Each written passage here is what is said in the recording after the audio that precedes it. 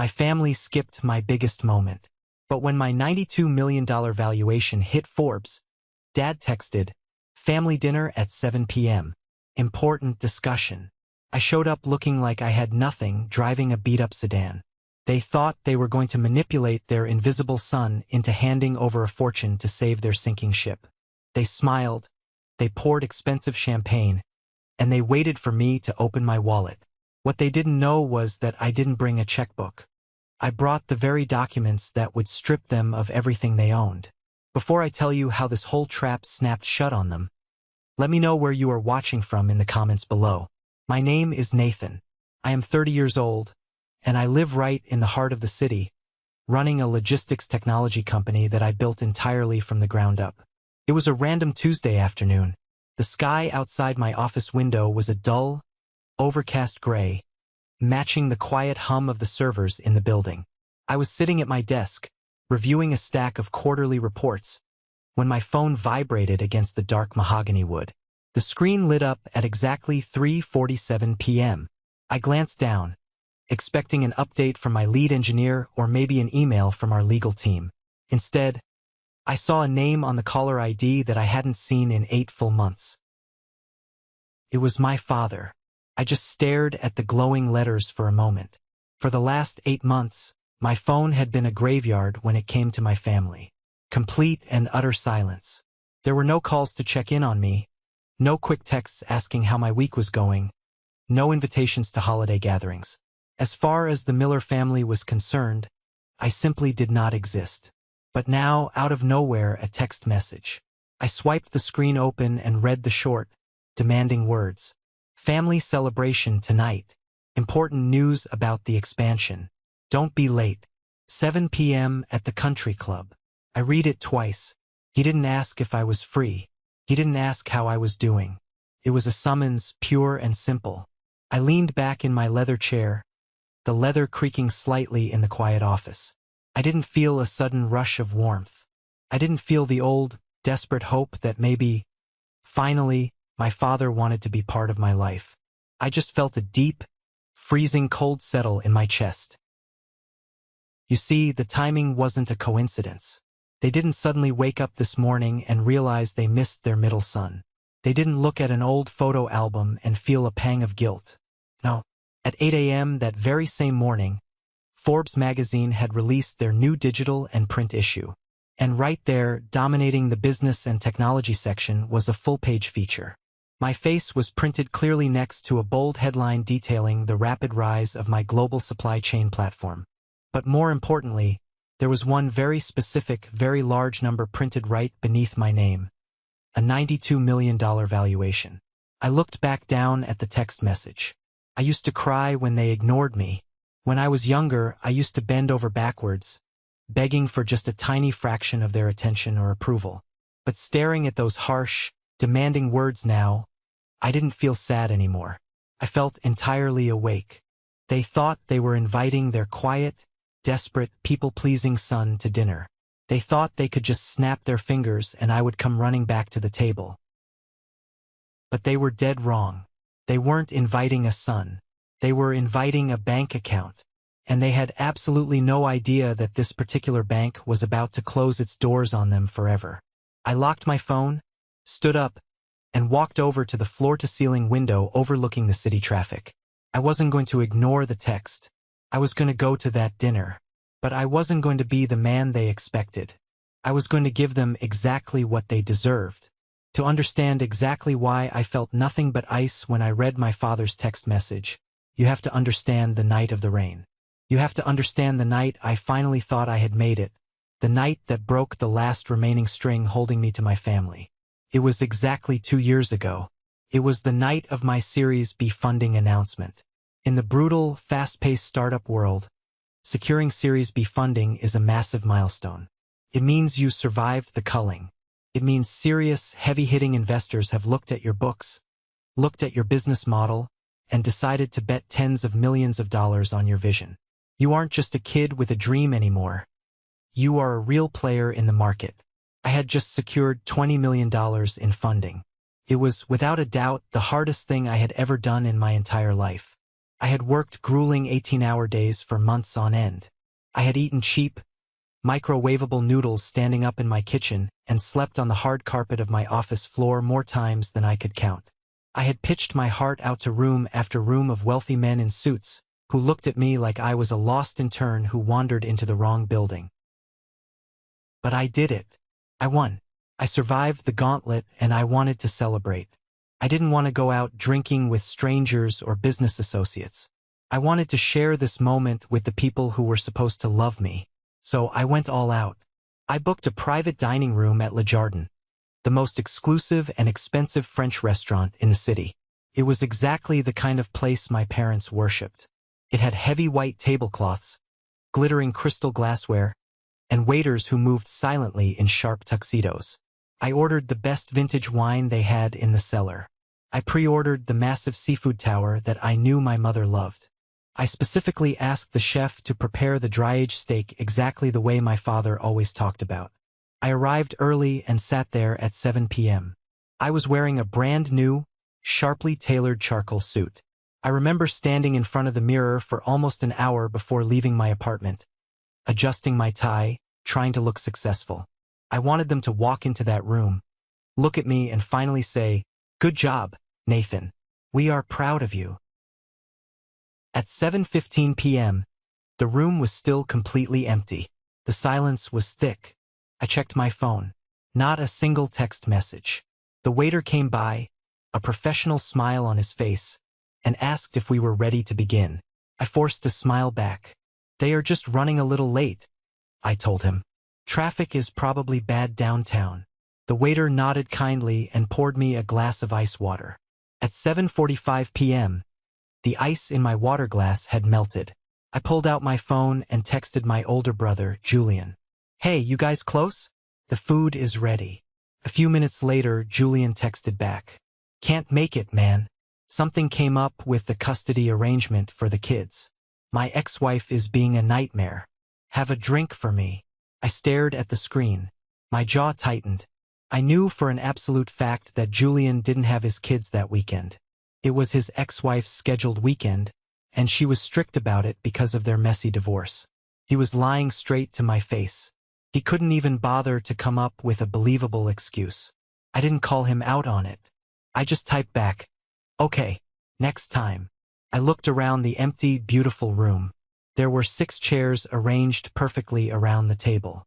One for me, one for Mom, one for Dad, one for Julian, one for my younger brother Carter, and one for Uncle Jeffrey, who always seemed to tag along whenever someone else was picking up the check. 5 empty chairs. In the dim lighting of the restaurant, they looked like teeth in a giant, dark mouth that was silently laughing at me. At 8 p.m., I finally sent a text to my mother. "Hey Mom, everything okay? I'm at the restaurant." She didn't reply right away. 10 agonizing minutes ticked by. I sat there, listening to the soft clinking of silverware from the main dining room outside our private area. Finally, my phone buzzed. I opened the message. "Oh, honey, I have such a terrible migraine. The pain is just blinding. I can't even get out of bed. I am so sorry. Take lots of pictures of the food for us." I stared at the glowing screen, my chest feeling tight and heavy. It felt like someone had wrapped a tight band around my ribs. A migraine, right? I shouldn't have done it, but a sick, sinking feeling in my gut told me to check social media. I opened Instagram. I scrolled past a few posts and then clicked on my cousin's story. There it was, a video posted less than 5 minutes ago. The location tag was a trendy downtown rooftop bar, nowhere near our family home. The video was loud, pulsing with heavy bass music. And right there, standing in the dead center of the frame, was my mother. She was wearing a sparkling cocktail dress, holding a massive martini glass, and throwing her head back in a loud, open-mouthed laugh. She didn't look like a woman suffering from a blinding migraine. She looked perfectly fine. She looked thrilled. I watched the video loop again. The camera panned, and I saw the banner hanging across the bar. It was Carter's influencer launch party. Carter, my younger brother, the golden child. He had woken up a week ago and decided he was tired of trying to get a job, so he was going to be a luxury lifestyle influencer instead. He had no business plan, no actual income, and no real skills. But he had a party. And my parents, my brother Julian and Uncle Jeffrey, had all chosen to go to a fake launch party for a jobless 25-year-old over my $20 million career milestone. My father didn't even bother to text me a lie. He just completely ignored my existence. I sat in that beautiful, expensive room for another full hour. The silence was deafening. Eventually, the waiter came back in. He looked incredibly uncomfortable, shifting his weight from foot to foot. "Would you like to order dinner for yourself, sir?" he asked softly, his eyes pitying me. I looked at the 5 empty chairs. I looked at the massive seafood tower sitting in the center of the table. The ice now completely melted. The expensive shrimp and oysters sitting in lukewarm water. "No," I said. My voice sounded small, raspy. "Just the check, please." I paid the bill. It was $400 for food that absolutely nobody ate. I tipped the waiter generously because it wasn't his fault my family was broken. I walked out of the restaurant and onto the street. It had started to rain, a cold, heavy downpour. I didn't pull out my umbrella. I just stood there on the sidewalk and let the freezing water soak through my brand new charcoal suit. I let it ruin the fabric. I stood under the street lamp and cried. I didn't make a sound. I just let the hot tears mix with the cold rain running down my face so nobody walking by could tell the difference. I was completely, utterly invisible. That night in the rain wasn't the first time they had abandoned me. It was just the time that finally shattered whatever illusion I had left. The pattern of being the invisible middle child had been etched into my life since I was old enough to walk. It was written into the history of every missed birthday, every forgotten school event, and every dismissed achievement. I remember when I was 12 years old. I had spent 3 months building a working, motorized model of a water filtration system for the state science fair. I poured my heart into it. I won first place in my district and was heading to the state finals on a Saturday. I was practically buzzing with pride. "We can't go, Nathan," my dad had said that morning, not even bothering to look up from his coffee and the morning financial news. "Carter has his soccer game." "But Dad," I pleaded, my voice cracking. "Carter plays soccer literally every single weekend. This is the state finals. It's a one-time event." My mother had slammed her coffee mug down on the granite counter. "Don't be selfish, Nathan," she snapped, glaring at me. "Your brother needs our support today. He's the team captain. You can't just make everything about you." They went to the soccer game. Carter's team lost by 3 goals. Carter threw a tantrum on the field, and they bought him a massive ice cream sundae to soothe his bruised ego. Meanwhile, I stood on a massive stage in a high school auditorium, completely alone, to accept my state medal. I remember the principal looking out into the crowd, searching for my parents to take a photo. I saw the exact moment he realized no one was there for me. I saw the deep pity in his eyes. I forced a smile so hard my face physically hurt. I took the medal, shoved it deep into my pocket, and walked off the stage. I never showed it to them, and they never, ever asked how the fair went. When I graduated college, they left the ceremony an hour early because Uncle Jeffrey said he was bored and wanted to beat the traffic to get a beer. When I first came up with the idea for my tech company, I sat down in my father's study. I swallowed my pride and asked him for a small loan. Just $5,000 to buy a decent commercial server to host my initial code. My father had sighed heavily, dragging his hand down his face as if I had just asked him to sell his soul. "Nathan," he said, using his condescending business voice, "startups are a guaranteed failure. You need to be realistic. Go out, find a stable corporate job, and earn a steady salary like a normal person. I am not going to throw my hard-earned money away on your little computer hobby." I walked out of his study with nothing. 2 weeks later, Julian complained that his old sedan wasn't executive enough for his fake management role at Dad's company. Dad went out the next day and bought Julian a brand new $40,000 Porsche. Julian crashed it into a mailbox a month later. Dad just laughed, clapped him on the shoulder, and said, "Accidents happen, son. We'll get it fixed." They didn't hate me. Honestly, hate would have been so much easier to process. If they actively hated me, it would mean I mattered enough to provoke an actual emotional response. No, it was much worse than hate. They just didn't care. I was the furniture in the house. I was the background noise. I was safe, boring Nathan, the kid who never caused a scandal, who never needed to be bailed out of jail, who never demanded their attention. They punished me for being independent. Because I didn't constantly need them to clean up my messes, they gave me absolutely nothing. All the love, the money, and the attention went to Carter and Julian, who were absolute disasters demanding constant rescue. So, when I stood in my office looking at that text message today, 8 months after the silent treatment began, I didn't feel a single shred of hope. I just remembered the freezing rain outside Le Jardin. I remembered the 5 empty chairs. I remembered the heavy state metal burning a hole in my pocket. I knew exactly why they were calling. They weren't calling because they missed their son. They were calling because the little computer hobby they had laughed out of the room was now worth $92 million. They were calling because they were hungry, and they saw me as a walking, breathing ATM machine. I left the office and drove back to my penthouse apartment.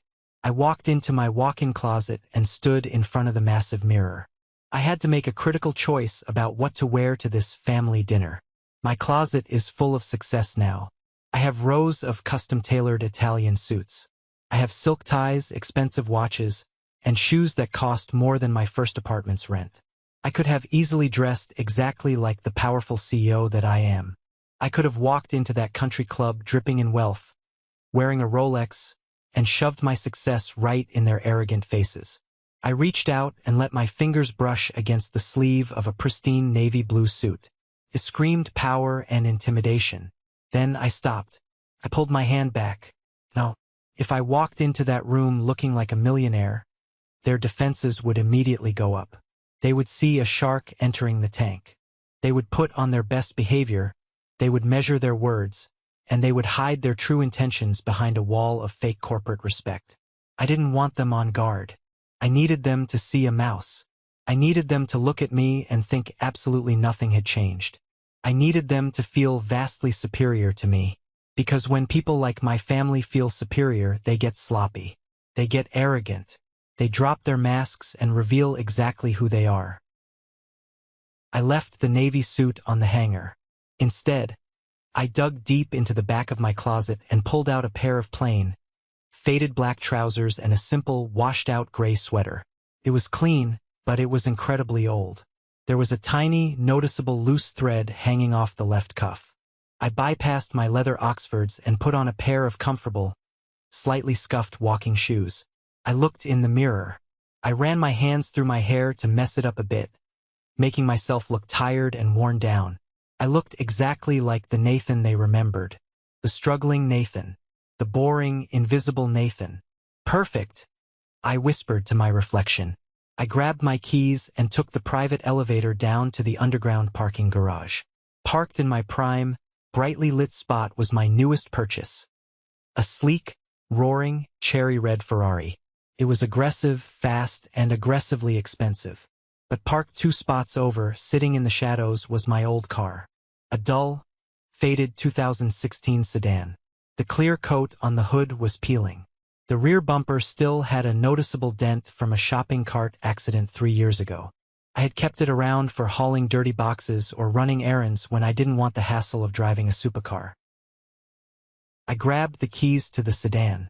When I turned the key, the engine coughed and sputtered before finally catching. The air conditioning vents rattled loudly, blowing out air that smelled faintly of old coffee and stale dust. It was the exact smell of my past struggles. I gripped the worn steering wheel, pulled out of the garage, and drove out into the darkening city. I pulled my phone out of my pocket and dialed a number. "Alina," I said when my CFO picked up. "I'm here, Nathan. The legal team has reviewed everything. We are fully armed and ready. I am on standby waiting for your signal." "Good," I said, my voice cold and steady. "I'm heading into the Lion's Den now." The drive to the Oak Haven Country Club took about 40 minutes in the heavy evening traffic. As I navigated the rattling sedan through the streets, I could feel a familiar, dark shadow creeping up my spine. It was the old anxiety, the conditioned response of a child who was always told he wasn't good enough. It's a very physical sensation. My stomach started to tie itself into tight knots. My hands were gripping the peeling steering wheel so hard my knuckles turned white. My brain automatically started playing the old toxic tapes from my childhood. "You're too sensitive, Nathan. Why can't you just take a joke? Why can't you be fun and outgoing like Carter? You always ruin the mood by being so serious all the time." I took a deep, shaky breath, filling my lungs, and forced myself to exhale slowly. I stared at the red taillights of the car in front of me and grounded myself in reality. I am not that invisible kid anymore, I reminded myself fiercely. I am the CEO of a global tech firm. I manage hundreds of brilliant employees. I make executive decisions that move tens of millions of dollars across borders every single day. I have ruthlessly fired executives who are 10 times scarier than my father. I have negotiated contracts with tycoons who are 100 times smarter than my mother. They have absolutely no idea who is walking into that room tonight. They only know a weak memory of me. I turned off the main highway and pulled up to the grand, imposing iron gates of the Oak Haven Country Club. The security guard, a burly guy in a crisp uniform, stepped out of his booth. He took one look at my dented, faded sedan and his face instantly contorted into a sneer of deep suspicion. He didn't even bother to hide his disdain. He leaned out, pointing a thick finger down the road. "Delivery entrance is around the back, buddy," he said rudely, waving me off. I rolled down my squeaky window. I didn't smile. I didn't show any emotion. "I am not a delivery," I said, my voice flat and commanding. "I am here for the Miller family dinner. My name is Nathan Miller." The guard paused. He looked down at his heavy clipboard, scanning the names. He frowned deeply, his eyes darting back up to my cheap car, clearly trying to reconcile the wealthy Miller name with the piece of junk I was driving. "Right?" he muttered, clearly unimpressed. "Go ahead." He waved me through with a lazy flick of his wrist, treating me like an annoyance. He didn't respect me at all, and that was absolutely perfect. It was the first confirmation that my disguise was working flawlessly. I drove slowly up the long, winding, perfectly paved driveway. The landscaping on either side was aggressively manicured. The grass was cut to the exact same millimeter of height. The expensive flowers were arranged in rigid, unnatural perfect circles. The whole place was a monument to superficiality. It was all shiny surface and zero substance. It was fake, expensive, and hollow, exactly like the family waiting inside. I pulled into the VIP parking area right near the grand entrance. I spotted the family fleet immediately. I parked my dirty, rattling sedan right in the front row. On my left was my father's massive, polished black Rolls-Royce. It looked like a tank built for royalty. On my right was Julian's bright silver Porsche, the one Dad had bought with company funds. I knew for an absolute fact that Julian's fake salary couldn't even cover the monthly insurance premiums on that machine. My beat-up sedan sat wedged between their extravagant luxury cars like a dirty, rusted stain on a clean white shirt. I turned off the engine. The car shuddered and died. I sat in the quiet cabin for a long moment, staring at the massive wooden doors of the club. This was it. I was walking back into the very place where I had been manipulated and diminished my entire life. I checked my reflection in the rearview mirror. I wiped every trace of emotion from my face. No anger, no fear, no excitement, just a blank, unreadable slate. I opened the door and stepped out into the crisp night air. The air outside smelled strongly of fresh-cut grass and overwhelming, expensive perfume. I walked slowly up the wide stone steps, the soles of my scuffed shoes making no sound. I reached out and pulled open the heavy brass handles of the main doors. My heart wasn't racing anymore. It was beating in a slow, steady rhythm. Thump, thump, thump. I wasn't a desperate boy walking in to beg for a scrap of love. I wasn't an arrogant, newly rich kid walking in to show off. I was a predator walking into a trap I had already disarmed. I was walking in to close a deal. I navigated the plush, quiet lobby and approached the private dining area. I pushed open the double doors of the room they always booked. They called it the Gold Room. The walls were paneled in rich, dark cherry wood, and a massive crystal chandelier hung from the ceiling, catching the light like a frozen explosion of shattered glass. In the center of the room was a large round table set elegantly for 6. This time, unlike 2 years ago, there were no empty chairs. Every single one of them was there, waiting. My father, Robert, sat at the head of the table. He was wearing his signature power outfit, a sharp navy pinstripe suit, a red silk tie, and a heavy gold watch. It was the armor he wore when he wanted to intimidate people in boardrooms. My mother, Eleanor, sat to his right, wearing a designer dress that glittered sharply under the chandelier lights. Across from them sat my brothers, Julian and Carter. Julian looked stressed, his tie slightly crooked, while Carter was already slouched in his chair, mindlessly scrolling through his phone. Uncle Jeffrey was slouched at the end of the table, his face already slightly flushed, nursing a dark amber glass of scotch. The second my worn shoes stepped onto the thick carpet, the theatrical performance began. "There he is!" my mother practically shrieked. It was a high-pitched, incredibly fake sound that grated on my nerves. She stood up so violently that her heavy wooden chair scraped loudly against the floor. She rushed across the room toward me. Before I could even brace myself, she threw her arms around my neck. She smelled strongly of hairspray and gin. Her hug was tight, almost suffocating, but it was entirely performative. It was a hug designed for an audience, not for a son. She held me for about 3 seconds too long. "We missed you so much, Nady," she cooed, pulling back and holding me by the shoulders to look at me. She used the nickname Nady. She hadn't called me that since I was in elementary school. Usually, I was just Nathan or a dismissive "hey." "Hi, Mom," I said. My voice was completely flat. I didn't wrap my arms around her. I just let them hang limply at my sides. If she noticed my coldness, she didn't care. She hooked her arm through mine and guided me toward the table like a prize pony she was trotting out for a show. "Look who finally made time for the family," my father boomed. He stood up, his massive frame dominating the space, and thrust his hand out. My father loves to squeeze your hand during a handshake until the bones grind together. It's his pathetic way of establishing dominance. I took his hand. His grip was hard and aggressive. I didn't flinch. I squeezed back, locking my grip just a fraction harder than his. I saw a flicker of genuine surprise flash across his eyes for a split second before he masked it with a loud, booming laugh. Sit down, son," he ordered, waving me toward an empty chair between Julian and Uncle Jeffrey. "We already ordered the champagne. Dom Perignon. Only the absolute best for a night like tonight." I sat down.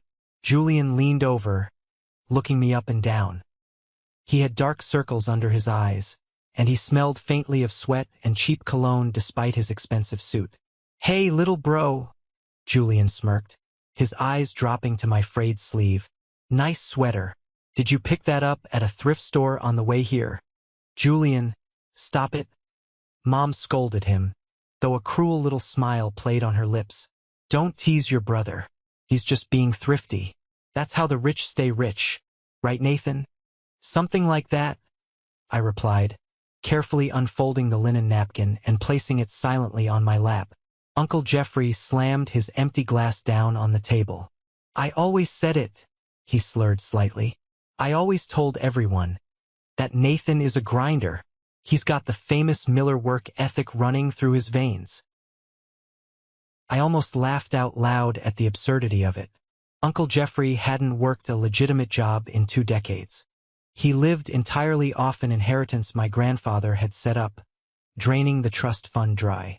The Miller work ethic he was bragging about was a complete myth. My father inherited the company, Julian was handed a fake promotion, and Carter refused to work at all. I was the only person at this table who had actually built something from nothing. But tonight, reality didn't matter. Tonight, my success was suddenly a proud family trait. They were rewriting history right in front of my face, buttering me up for the slaughter. The waiter arrived, carrying the chilled bottle of Dom Perignon like it was a holy relic. He popped the cork with a soft, expensive sigh and poured the golden liquid into 6 tall crystal flutes. My father picked up his glass and held it high. "To family," Dad declared loudly, looking directly at me with fake warmth. "And to monumental success." "To family," everyone echoed like a well-rehearsed choir. I picked up my flute.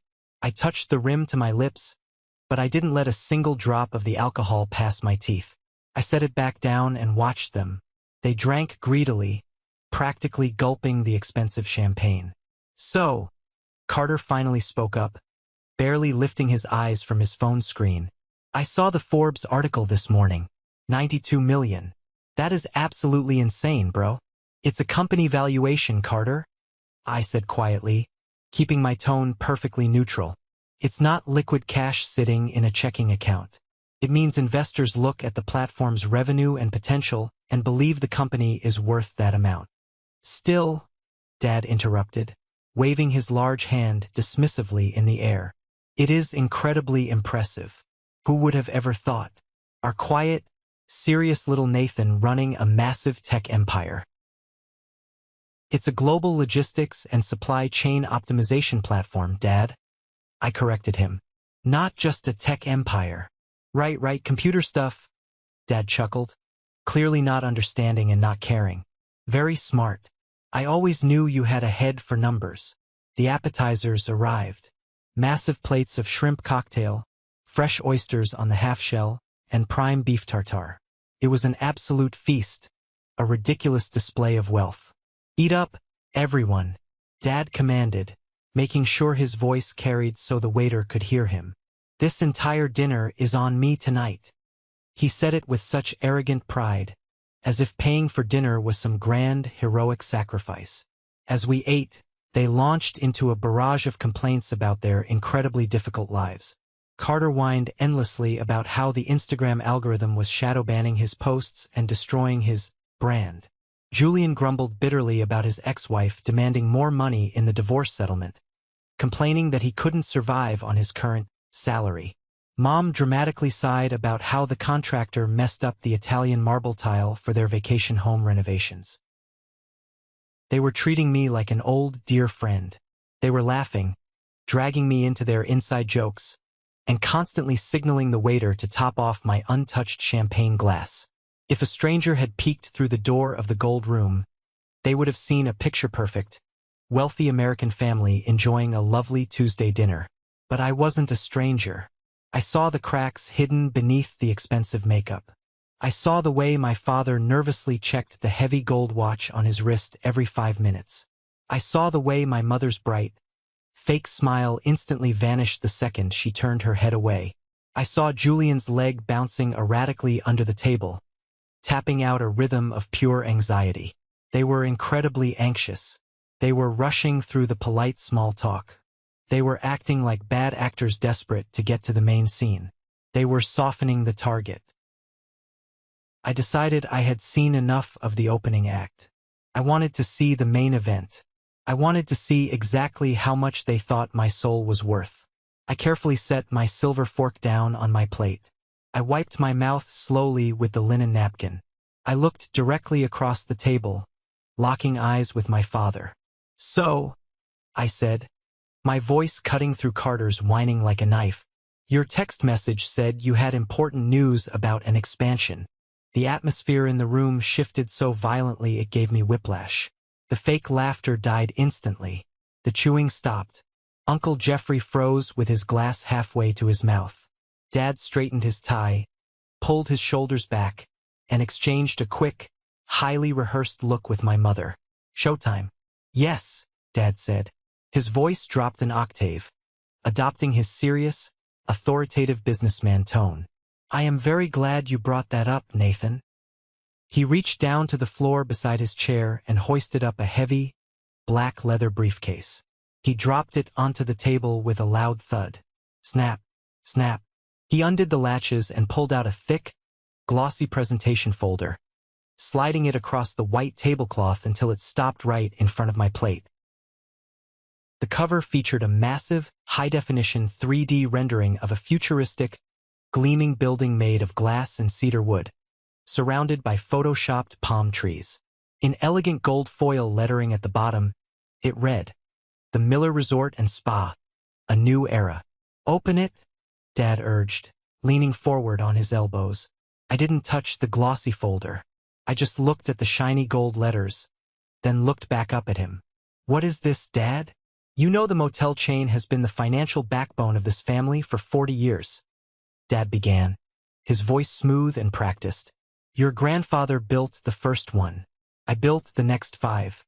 But the market is evolving, Nathan. People don't want cheap highway motels anymore. They want luxury. They want holistic experiences."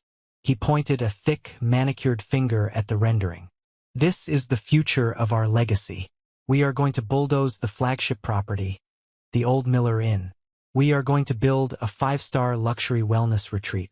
Organic dining, private yoga studios, cabanas at $400 a night. It's going to be absolutely gorgeous, Nady," Mom chimed in, leaning forward with wide, shining eyes. "I'm personally designing the meditation gardens. It will be the premier destination in the state."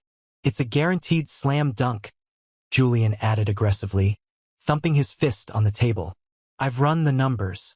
The demographics are perfect. We're going to print money." I finally reached out and flipped the cover open. I ignored the pretty pictures of smiling models doing yoga. I looked straight at the raw financial projections printed in small text in the corners of the pages. "This is a massive capital project," I said, keeping my face entirely blank. "Construction alone has to be around $15 million. 18, Dad corrected me proudly, puffing out his chest. "To do it the right way. No cutting corners." "And you have the financing fully secured for an $18 million build?" I asked softly. Dad cleared his throat. He reached for his water glass and took a slow sip. This was it. This was the pivot. "We have the primary institutional investors lined up," he lied smoothly. "The bank is fully on board for the main construction loan. But you know how these massive commercial banks are, Nathan. They are bureaucratic. They are painfully slow. Before they release the primary funds, they want to see a certain amount of liquid capital injected up front. A bridge loan, so to speak, to clear the old land liens and break ground." He paused, offering me a smile that was meant to look like warm, fatherly pride. To me, it looked like a starving wolf baring its teeth. "We realized," Dad continued, lowering his voice intimately, "that we shouldn't be paying all this high interest to strangers on Wall Street. We should keep the wealth inside the family. We want to offer you the exclusive chance to be a primary partner in this." "A partner?" I asked. "We need a bridge loan," Julian snapped, cutting through the corporate doublespeak. "To clear the dirt and start digging." "How much?" I asked. Dad locked eyes with me. He didn't blink. $1.5 million. The room went completely, terrifyingly silent. Nobody breathed. Mom was twisting her diamond ring nervously. Carter had actually put his phone face down on the table. $1.5 million, I repeated slowly, letting the massive number hang in the heavy air. "It's a secured loan," Dad added quickly, sensing hesitation. "With a guaranteed return. We'll pay you back in exactly 2 years with a 6% interest rate. That is far better yield than you'll ever get leaving it sitting in a standard savings account. It's an investment in your own family's legacy, honey," Mom pleaded softly, reaching out as if to touch my arm, but stopping short. "This resort is going to be an empire we leave to your children one day. Don't you want to be the one who helped build that?" I felt a sharp, violent spike of pure anger ignite in my chest. The utter audacity. When I needed $5,000 to start my life, he told me to get a normal job with a salary. When I succeeded entirely without them, they wanted $1.5 million to fund a fantasy. I pushed the anger down, burying it deep. "You said the bank is fully on board?" I asked, turning a page in the folder. "Oh, absolutely," Dad lied without a flinch. "They love the vision. They just need us to show some skin in the game. Very standard practice. Which bank? I asked. Dad blinked, caught slightly off guard by the specific question. First National. We've banked with them for 3 decades. And First National is entirely comfortable with the current occupancy rates of the existing motels? I asked casually. Julian shifted uncomfortably in his chair. Occupancy it's just a seasonal dip. It's a little soft right now. But that's exactly why we are pivoting. The old motel model is dead. Right? I said. So you need $1.5 million right now to demolish the old building and start fresh? Exactly. Dad smiled broadly, showing his teeth. He thought he had won. He thought he was looking at the naive, desperate son who just wanted to buy his father's love. He thought my checkbook was already out. It's an absolute no-brainer, Nathan. We wanted to honor you by giving you the first right of refusal. Honor me? I said flatly. I closed the glossy folder and placed both my hands flat on top of it. I have a few questions.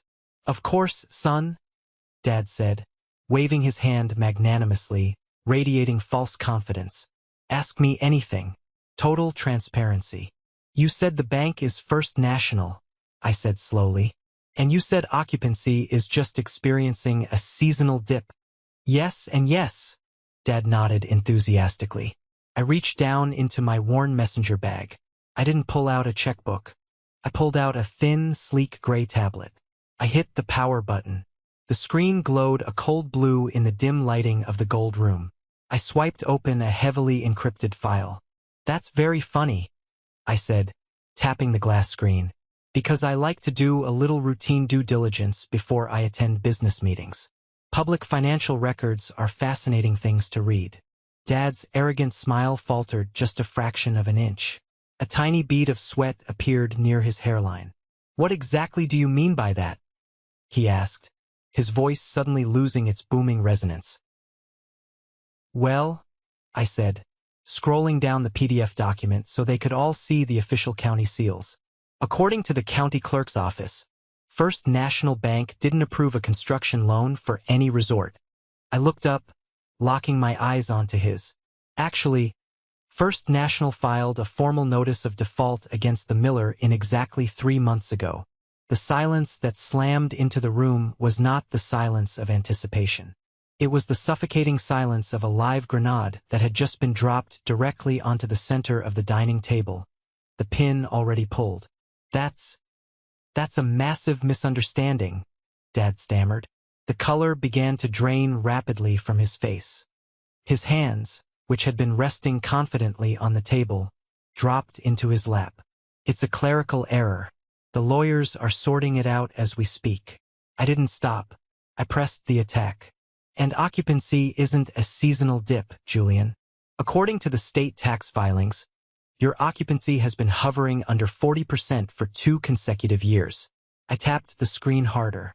You aren't pivoting to a luxury resort because you have some grand architectural vision, Dad. You are pivoting because you are bleeding cash from every artery. I pushed the tablet toward the center of the table. You do not need $1.5 million for a bridge loan. You need $1.5 million to stop First National from seizing the commercial property on the 1st of next month. You are entirely insolvent. Mom gasped loudly, pressing her hand over her mouth. Nathan, how dare you use that word in this room? It is the mathematical truth, Mom, I said, my voice as cold and hard as steel. The family business isn't a gold mine. It is a sinking ship. And you invited me here tonight, poured me champagne, and hugged me because you want me to blindly pay for your lifeboats. It's a temporary cash flow issue, Julian yelled, slamming his hand on the table, knocking over his water glass. You don't understand the hospitality operations market. You stare at computer screens all day. Is it standard hospitality operations to borrow money from a predatory hard money lender at 18% interest? I fired back, pulling up the next document on the screen. I watched Julian's face turn ghost white. You took out a massive second mortgage against the land 3 years ago. Not from a bank. from a shady private equity group out of Chicago. I scrolled to the disbursement section, though I had already memorized every single line. And you didn't use that equity to renovate the dying motels. You stripped the equity out of the company to fund executive bonuses. You used it to pay for Julian's brand new Porsche. You used it to fund Carter's fake influencer lifestyle instead of his college fund. I turned my gaze to my mother's wrist, which was adorned with glittering diamonds. You used it to buy jewelry. We earned those bonuses. Mom cried out indignantly, her voice shrill with panic. Your father built this empire from scratch. He deserves to drive a nice car. Do you expect us to live like absolute peasants? I expect you to pay your legally binding debts, I stated simply. The facade was completely gone now. The polite, loving family act had shattered into a million jagged pieces. Dad slammed both of his massive fists onto the table. The silverware clattered loudly against the china plates. His face was a dark, dangerous shade of purple, and the veins in his neck were bulging against his silk collar. That is enough, Dad roared. The sound echoed off the cherry wood walls. The fake warmth was entirely replaced by pure, toxic rage. Who the hell do you think you are, coming into my club, investigating your own flesh and blood? We came to you with a lucrative opportunity, and you treat us like criminals. You came to me with a premeditated lie. I shot back, not breaking eye contact. We raised you, he bellowed, standing up from his chair and looming over the table. He pointed a violently shaking finger directly at my face. We put a roof over your head. We put clothes on your back. You owe us. I owe you absolutely nothing, I said. I pushed my chair back and stood up slowly. I wasn't as tall as my father, but at that moment, I felt like a giant looking down at a cornered rat. My legs were trembling slightly from adrenaline, but my voice was rock solid. You ignored my existence for 8 months. You missed my Series B announcement. You missed every milestone of my life. But the absolute second you saw a $sign printed next to my name in a magazine, you suddenly remembered you had a middle son. You selfish little prick, Julian snarled. He pushed his chair back violently and lunged forward, his hands balling into tight fists. He looked like he was ready to swing at me right across the table. Sit down, Julian, I commanded sharply. The authority in my voice was so absolute, so commanding, that Julian physically flinched. He stopped dead in his tracks and slowly sank back into his chair, looking shocked by his own obedience. I am not done, I said, sweeping my gaze across all of them. The unhinged anger in their eyes was rapidly being replaced by something much sweeter. Pure, unadulterated fear. They realized I wasn't guessing. I knew everything. The game was entirely up. You're doing this just to punish us? Carter whined, his voice trembling. He looked like a terrified child. It's $1.5 million, Nathan. That is literally pocket change to you now. You're just being a vindictive monster. I am not punishing you, I replied calmly. I am making a rational business decision based on data. The exact same way you made a business decision to skip my celebration dinner. The exact same way you made a business decision to ignore my text messages. You can't hold a grudge forever, Mom wailed. She was frantically dabbing her eyes with her linen napkin, smearing expensive black mascara down her cheeks. It's not right. Family is supposed to stick together. What about loyalty? Loyalty is a two-way street, Mom, I said, looking at her tears and feeling absolutely nothing. You were loyal to the money. You were never loyal to me. Uncle Jeffrey, who had been hiding behind his scotch glass, suddenly stood up, swaying heavily on his feet. You're a cold-blooded block of ice, Nathan, he slurred, pointing a wobbly finger at me. No wonder your wife left you. Oh wait, you never even had one. No one wants a miserable miser who counts pennies instead of helping his own blood. The insult hung in the air. 5 years ago, those words would have cut me to the bone. 5 years ago, I would have broken down, apologized, and written the check just to make the screaming stop, just to buy 5 minutes of fake peace. But I stood there in my cheap, frayed sweater, looking at these panicked, desperate people, and I realized something profound. Every single insult they threw at me was like a pair of scissors cutting the toxic cords that had bound me to them. Snip, there went my need for my father's pride. Snip, there went my desire for my mother's warmth. Snip, there went my guilt. I was finally completely free. Are you all quite finished? I asked quietly. Dad sat back down heavily, panting, looking defeated. Get out, he growled, refusing to look at me. If you aren't going to help us, get out of my sight. You are dead to us. I've been dead to you for a long time, Dad, I said. I just finally accepted it. I reached up and tapped the small Bluetooth earpiece hidden in my left ear. Alina, I said clearly into the microphone. Come in. It's time. The heavy double doors of the gold room swung open with a solid, definitive thud. Every single pair of eyes at the table snapped away from my face and darted toward the entrance. My chief financial officer, Alina, walked into the room. She was wearing a perfectly tailored, razor-sharp gray suit. Her high heels clicked rhythmically against the hardwood border of the floor before she stepped onto the plush carpet, silencing her footsteps. She looked entirely out of place in this room full of emotional, sweating, panicking people. She looked like a highly paid executioner arriving to finish a job. She carried a thick, heavy stack of legal documents pressed firmly against her side. Alina did not offer a polite smile. She did not introduce herself to my parents. She completely ignored Julian, who was still half standing with his fists clenched, and she didn't even glance at Uncle Jeffrey, who was gripping his scotch glass like a lifeline. She walked directly to my side, stepping into the space right between me and my father. She placed the massive stack of documents directly in front of me on the white tablecloth. Everything is fully prepared and legally verified, Nathan, Alina said. Her voice was cool, professional, and entirely devoid of emotion. The lawyers have signed off on the final transfers. I am on standby. My father stared at Alina, then stared down at the documents. The deep, angry purple color in his face was rapidly draining away, replaced by a sickly, pale gray. He was sweating profusely now. The collar of his expensive dress shirt looked like it was choking him. I told you to get out of my sight, Dad growled. Though his voice lacked the booming authority it had just 2 minutes ago, it sounded weak.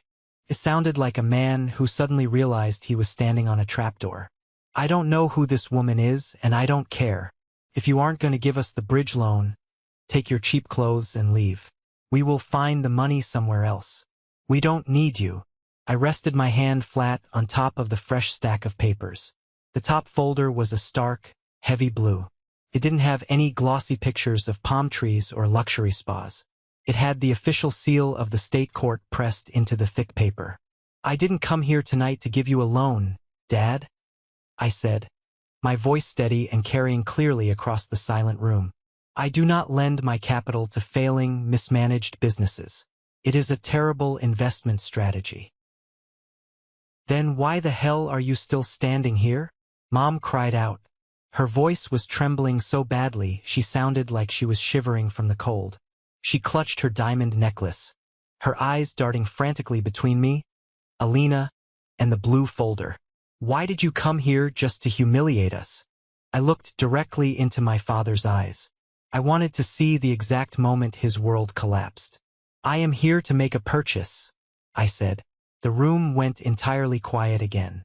It was a heavy, suffocating kind of quiet. It was the sound of 6 people holding their breath at the exact same time. My father was staring at the stack of papers under my hand. He looked like a man who had just seen a ghost. And in a way, he had. He was looking at the ghost of his own massive financial failures, the failures he had tried so desperately to bury under expensive suits and country club dinners. What are you talking about? Julian asked. He slowly sank back into his chair, his aggressive posture completely gone. Purchase what? The land? We aren't selling the dirt to you. A loan implies a foundational level of trust. I continued, ignoring Julian completely and speaking only to my father.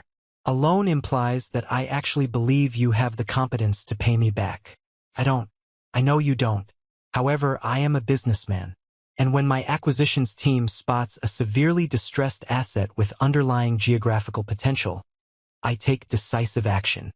Distressed asset? Carter piped up, sounding thoroughly confused. He looked around the table. Dad, what does he mean by distressed asset? I knew about your catastrophic financial trouble exactly 3 weeks ago, I said, leaning forward slightly. My market intelligence team monitors regional commercial defaults. We saw the initial notice of default filed by First National. We saw the aggressive public filings from the private equity lender out in Chicago. You were bleeding out in public, Dad. I picked up the blue folder and held it up. I did not come here tonight to save you. I came here to foreclose on you. Foreclose? Dad spun around in his heavy wooden chair. He gripped the armrest so hard his knuckles turned pure white. You can't foreclose on me. You don't own the commercial debt. You are just a software kid. Actually, I said, my voice dropping to a whisper that somehow echoed louder than a shout. I do. I tossed the blue folder across the table. It slid over the smooth white linen and stopped directly, perfectly in front of his empty dinner plate. Open it, I commanded.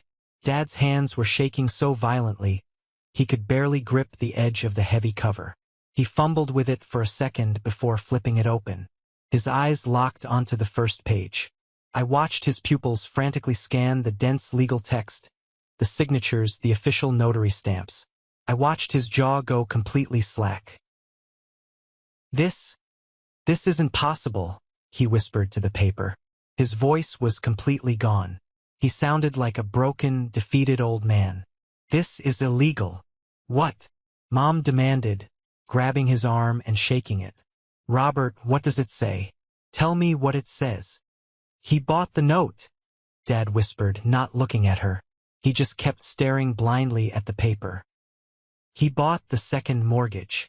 I purchased your entire debt portfolio from the Chicago Private Equity Group yesterday morning, I explained calmly, making sure every single person at the table heard the mechanics of their destruction. They were absolutely thrilled to get rid of it. They knew you were going to default on the balloon payment next month anyway. I paid them 80 cents on the dollar. It was an absolute bargain, really? And First National? Dad asked, slowly looking up at me. There was raw, unadulterated horror in his eyes now. I acquired that primary debt this afternoon, I said, gesturing casually to Alina.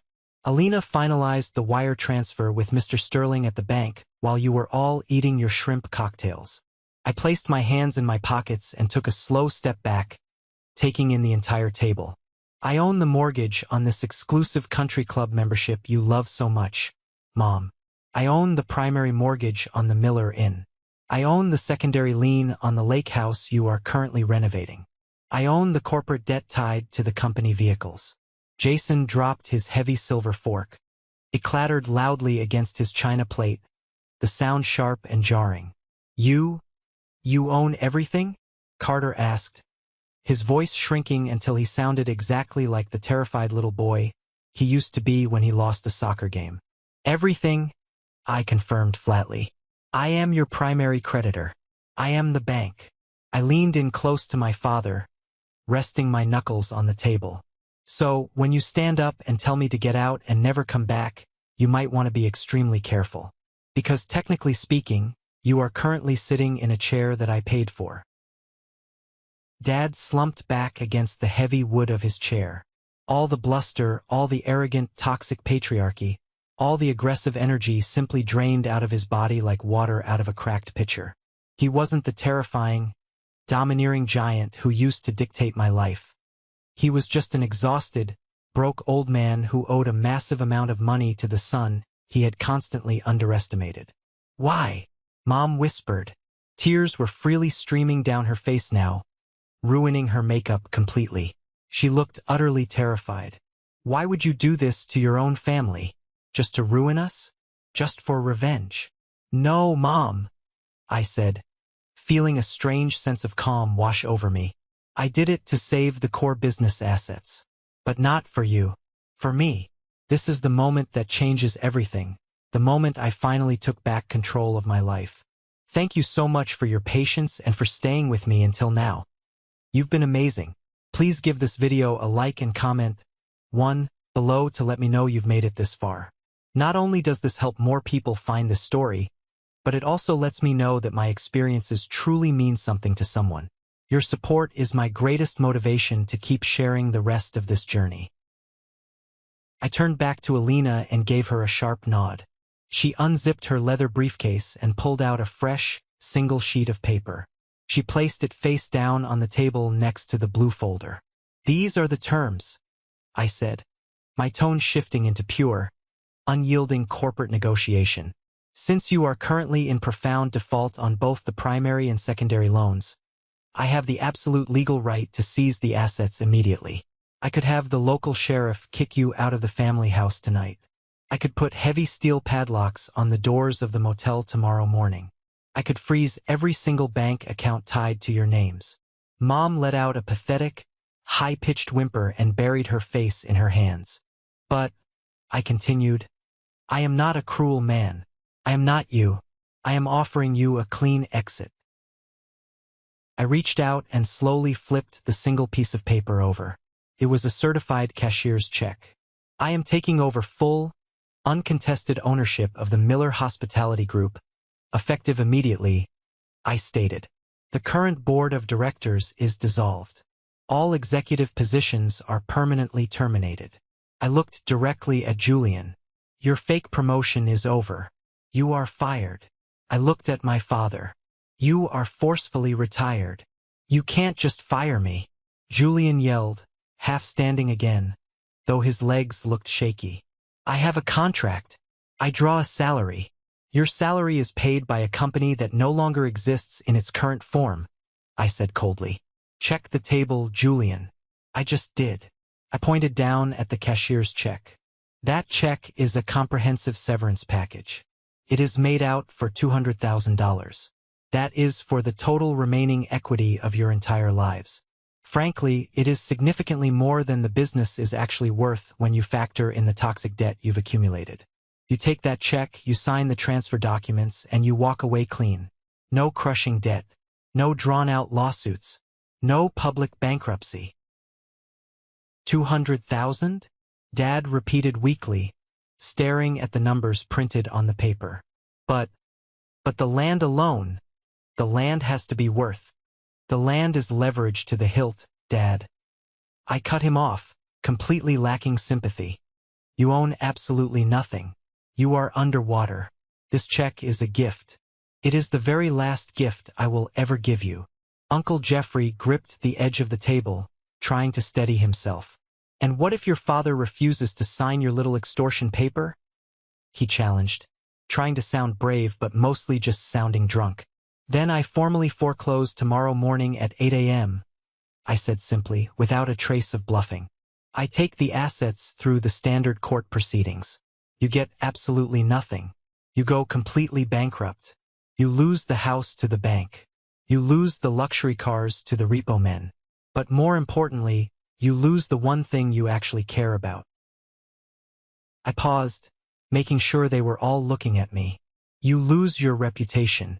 Everyone at this country club, every one of your wealthy friends, will read in the Sunday paper that Robert Miller is a fraud who couldn't pay his bills. They will know you are destitute. I let the threat hang heavily in the air. I knew my parents. I knew their psychology perfectly. I knew that was the absolute kill shot. They could handle losing money. They could handle being poor in private. But they absolutely could not handle losing face in front of their high society friends. Public embarrassment was a fate worse than death to them. You have exactly 5 minutes to sign the transfer agreement, I said. I pulled back my sleeve and checked my watch. It wasn't a Rolex. It was a cheap, simple digital watch I bought years ago. The clock starts right now. I turned my back on them and walked slowly over to the massive bay window at the far end of the room. I looked out through the glass at the sprawling, perfectly manicured golf course stretching out into the dark night. I could see my own reflection in the thick glass. I didn't look angry. I didn't look sad. I looked incredibly calm. I looked strong. Behind me, the gold room descended into absolute chaos. I heard the frantic, messy sounds of my family completely falling apart. I heard Mom sobbing uncontrollably, wailing about the shame and the scandal. I heard Julian pacing the floor, cursing violently under his breath, muttering about his divorce lawyers and how his ex-wife was going to destroy him in the custody hearing when she found out he was unemployed and broke. I heard Carter whining about how he was supposed to pay for his apartment. I didn't turn around. I just stood there, watching the distant lights of the golf carts moving in the dark. 3 minutes, Alina's cold voice announced behind me. She was keeping time perfectly. The arguing intensified, then suddenly dropped into a fierce, desperate whispering. They were trapped, and they knew it. There was no escape hatch. There was no wealthy uncle to bail them out this time. There was only the brutal reality of their own actions catching up to them. Then I heard it, the heavy, distinct scratch of a high-end fountain pen pressing hard against thick paper. They were signing their entire empire, their entire legacy, over to the invisible son they had spent 30 years trying to forget. I waited for the scratching sound to stop entirely. I gave it a few more seconds of heavy silence before I finally turned away from the window and walked back to the table. My father was still holding the gold pen. His large, thick hand was shaking so violently that the metal tip of the pen was tapping erratically against the mahogany table like a nervous, dying heartbeat. Tap, tap, tap. He slowly looked up at me. There was absolutely no anger left in his eyes. There was no arrogance. There was only a hollow, pathetic desperation.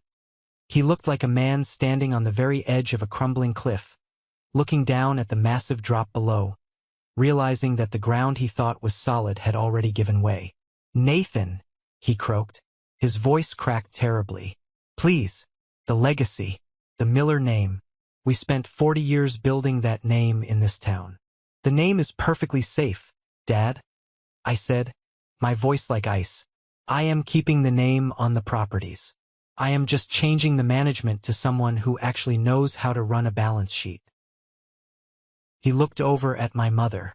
She was staring blankly at the ruined white tablecloth, weeping silently, her mascara a dark mess. She didn't say a word. She just gave him a tiny, almost invisible nod of defeat. She knew the game was completely over. If they didn't take the check, they would face the devastating humiliation of a very public foreclosure. They would be dragged through the local courts. Their country club friends would gossip about them endlessly. For people like my parents, poverty is terrifying, but social embarrassment is fatal. Dad looked back down at the legal document. He pressed the pen down one last time and signed his name at the bottom. Robert Miller. It wasn't his usual bold, sweeping signature. It was a messy, shaky scrawl. It looked exactly like a surrender.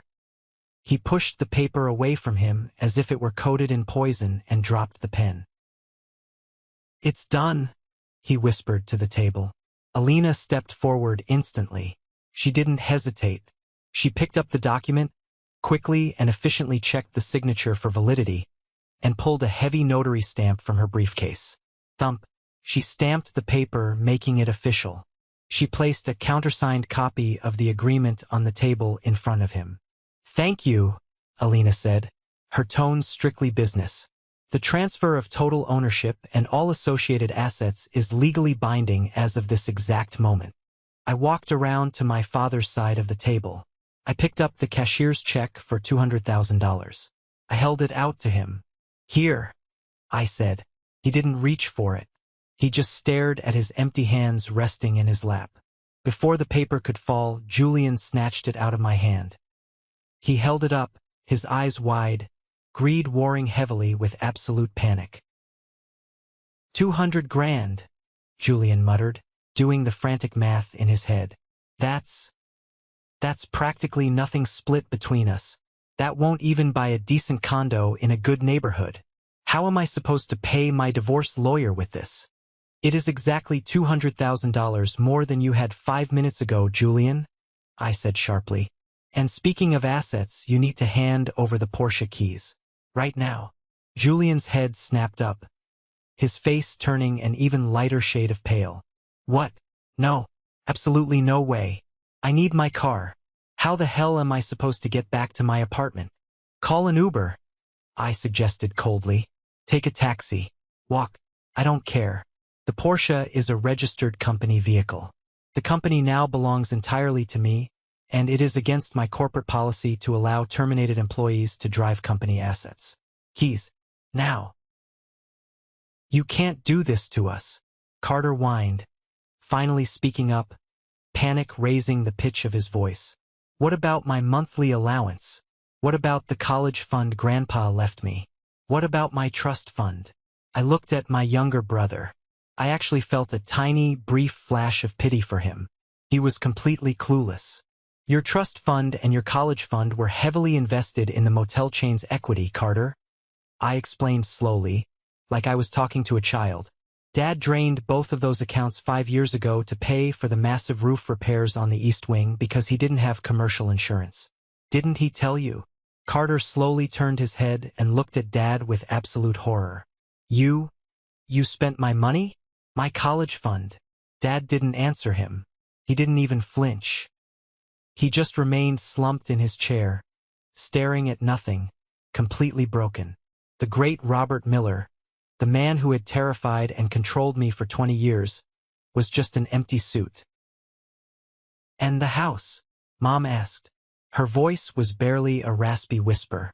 Nathan, surely you aren't going to take the family house. Where will your father and I live? I looked down at my mother. I remembered the way she used to look at me when I was a child, like I was a muddy stain on her perfect, expensive white carpet. I remembered the countless times she had ignored my calls, dismissed my feelings, and prioritized a country club luncheon over her own son. I remembered her dancing at the bar while I sat alone in an empty restaurant. The house was put up as collateral on the First National loan 3 years ago, I said, stating the legal facts without an ounce of emotion. It technically belongs to the bank, and as we just established, I am the bank. I paused, letting the crushing reality fully sink into her mind. I am giving you exactly 30 days, I said. Legally, that is incredibly generous. Most hostile banks would serve you with a 10-day eviction notice. You have 30 days to pack your belongings and vacate the property. I highly suggest you use your portion of that severance check to find a modest rental property. Maybe something cozy in the suburbs. A rental, Mom gasped, clutching her chest as if she had just been physically shot. I cannot live in a rental. What will the girls at the club say? What will my friends think? Tell them you're downsizing, I suggested dryly. Or, for the first time in your life, try telling them the truth. Tell them you spent decades pretending to be incredibly rich while completely neglecting the actual business that fed you. Uncle Jeffrey, who had been uncharacteristically silent since the threat of bankruptcy was placed on the table, suddenly stood up. He swayed dangerously, knocking his chair back. His face was red and sweaty. You're a monster, Uncle Jeffrey spat at me, slurring his words heavily. A cold-hearted, vindictive monster. Family is supposed to stick together through the hard times. Where is your loyalty? Loyalty is a two-way street, Uncle Jeffrey, I said, my voice dangerously low. You were fiercely loyal to the free money, the free drinks, and the free rides. You were never loyal to me. And by the way, I highly suggest you stop drinking on my dime. I looked at the 5 of them one last long time. It felt like I was looking at an old photograph that was rapidly fading in the sun. Dad, defeated and broken, his legacy gone. Mom, utterly terrified of her fake social standing collapsing into dust. Julian and Carter, 2 overgrown children suddenly realizing they would actually have to get jobs and work for a living. Uncle Jeffrey, a drunk old man who had finally run out of hosts to leech off. I stood there, waiting for the heavy sadness to finally hit me. I waited for the guilt. I waited to feel bad for destroying them, but the sadness never came. Instead, I felt a massive, incredible weight lift entirely off my chest. It was an intensely physical sensation. My tight shoulders dropped. My lungs expanded, pulling in a deep, full breath of air for what felt like the first time in my life. I realized that for 30 years, I had been carrying the crushing weight of their expectations. I had been carrying their harsh judgments. I had been exhausting myself trying to fill a bucket with water, never realizing the bucket had a massive hole in the bottom. Now I was finally putting the bucket down. "Alina," I said, not taking my eyes off them. "Handle the keys." "Yes, sir," Alina said crisply. She stepped forward and held her open hand out directly toward Julian. Julian looked at me, pure hatred burning in his eyes, then looked at Alina's waiting hand. He cursed violently under his breath, a string of foul words. He dug aggressively into his tailored pants pocket, pulled out the silver Porsche key fob, and slammed it down hard into Alina's palm. "I hope you choke on all this money, Nathan," Julian snarled, his face twisted in ugly rage. "I won't," I replied calmly. "I actually have excellent digestion." I turned my back on them for the final time.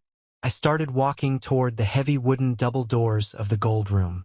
My footsteps felt incredibly light. "Nathan!" Dad's voice called out behind me. It was weak, cracking, a pathetic shadow of his former boom. "Nathan, wait." I stopped walking. I rested my hand on the cool brass handle of the door, but I didn't turn around. "What?" I asked. We did love you," he stammered, his voice thick with unshed tears. "In our own way, we did." I stood there in silence for 2 full seconds. I thought about the heavy state science fair medal hidden in my pocket. I thought about the 5 empty chairs at Le Jardin. I thought about the text message demanding I show up to fund their fake resort. "No, Dad," I said softly to the wooden door. "You loved having a son you could safely ignore until he suddenly became useful to your bank account. That isn't love. That is ownership." I pushed the heavy door open. "And I'm not for sale anymore." I walked out of the gold room and into the softly lit hallway. Behind me, the heavy wooden doors swung shut, clicking into place with a solid, incredibly final sound. It sounded exactly like the heavy steel door of a bank vault locking forever. I walked slowly through the grand lobby of the Oak Haven Country Club. The chaotic dinner rush was over.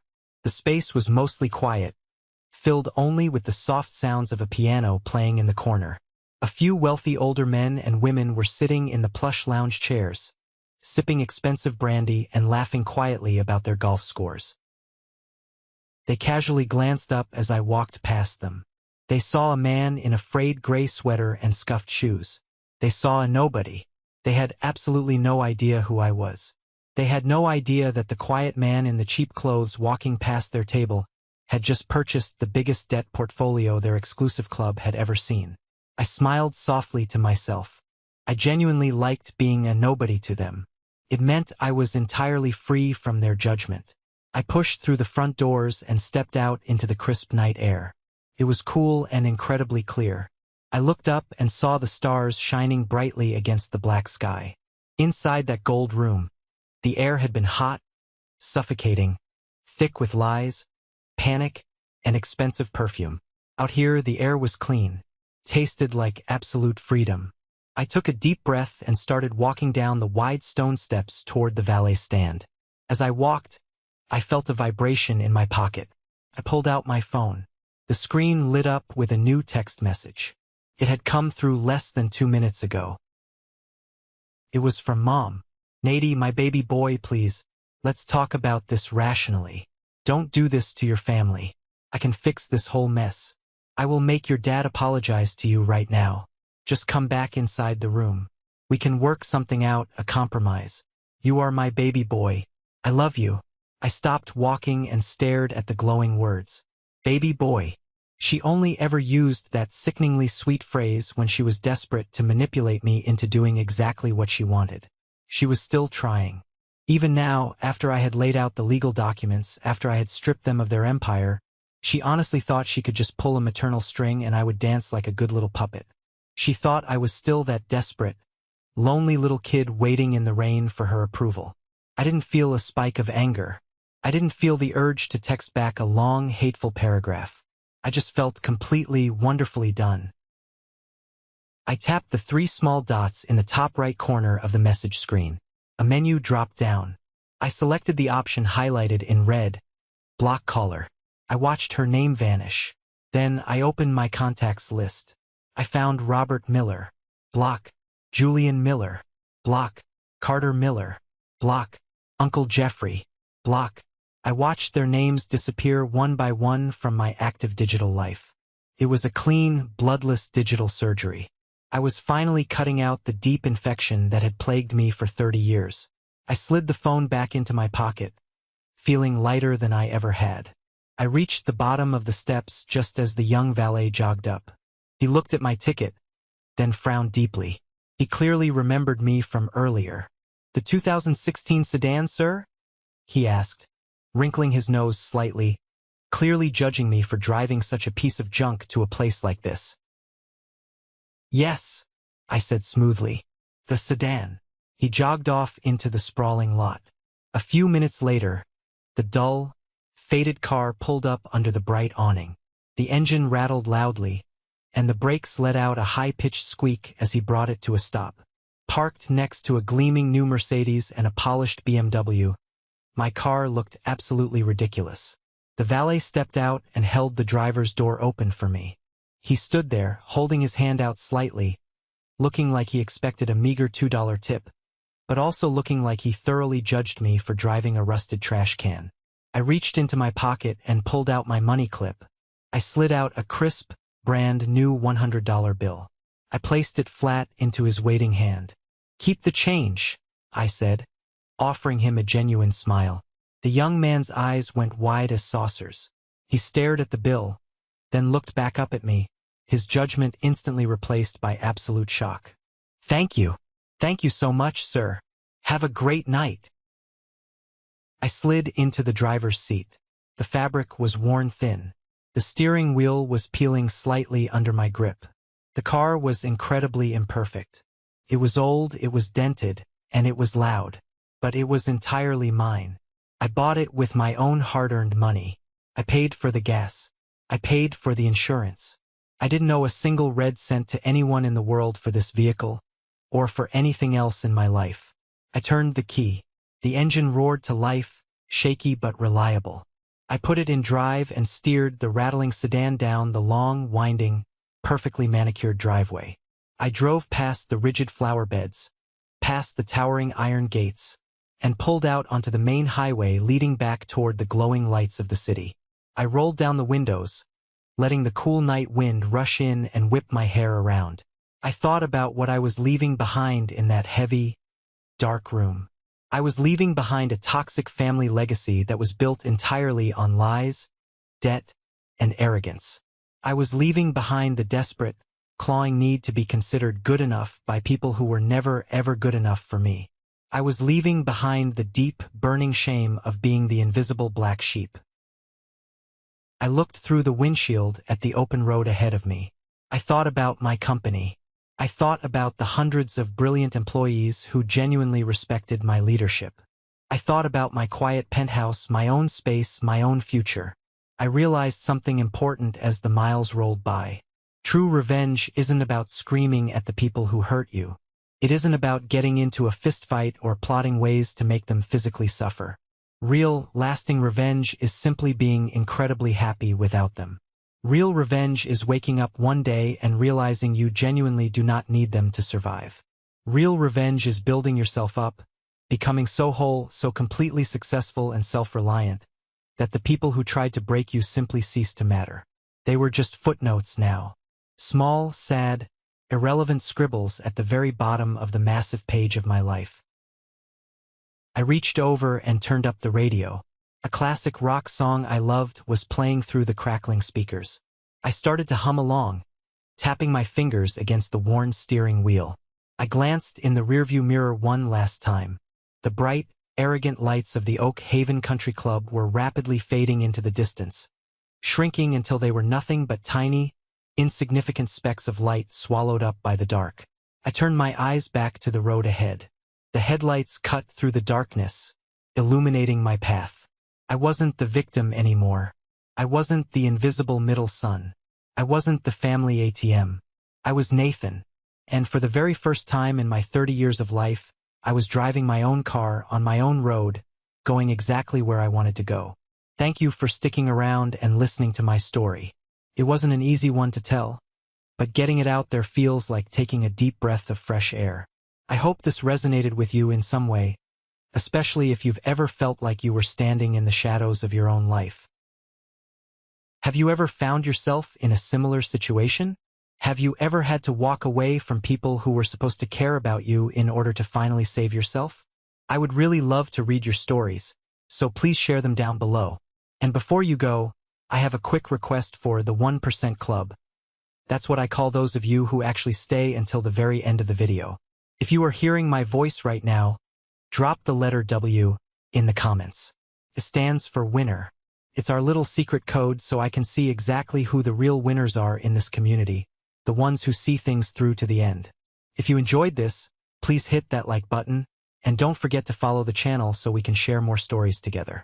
Take care of yourselves, and remember, you are always the author of your own life.